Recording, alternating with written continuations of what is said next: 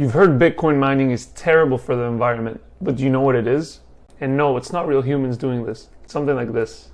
Bitcoin mining is the process in which computers provide computational power to the Bitcoin network and they receive Bitcoin in return. This mechanism is called proof of work, meaning that the more work or computational power you provide for the network, the more chances you have of earning Bitcoin in return.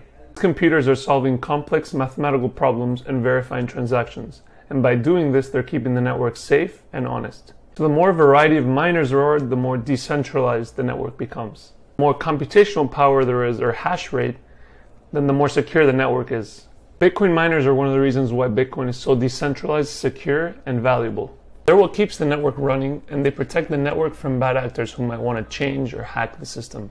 So as the Bitcoin price goes up, miners are incentivized to invest more money in mining Bitcoin.